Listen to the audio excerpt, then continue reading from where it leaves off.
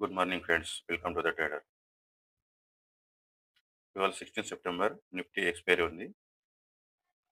16 September pre market అనాలిసిస్లోకి మీకు స్వాగతం. నిన్న నిఫ్టీ 44 పాయింట్స్ నెగిటివ్లో క్లోజ్ అయింది.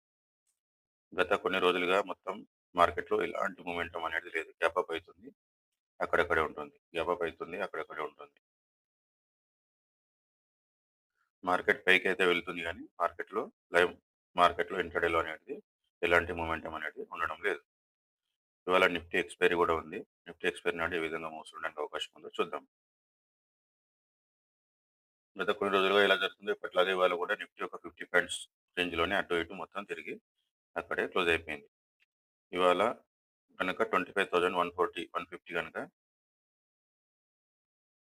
బ్రేక్ చేస్తే అక్కడి నుంచి 25,250 వరకు కూడా వెళ్ళడానికి అవకాశం ఉంటుంది.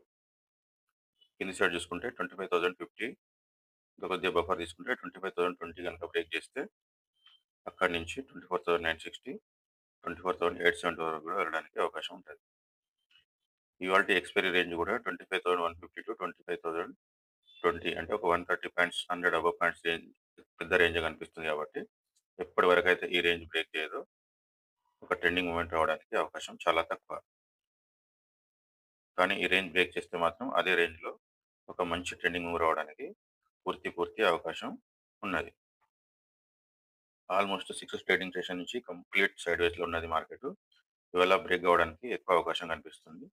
సో ఇవాళ ఎక్స్పైరీ కూడా ఉంది కాబట్టి కొంచెం కాన్షియస్గా ఉండడానికి ప్రయత్నం చేయండి. మీకు నా వీడియోలో ఇచ్చిన లెవెల్స్ యూస్ఫుల్ అనిపిస్తే వీడియోని లైక్ చేయండి, షేర్ చేయండి, కామెంట్ చేయండి, సబ్స్క్రైబ్ చేయడం మాత్రం మర్చిపోకండి. Thank you.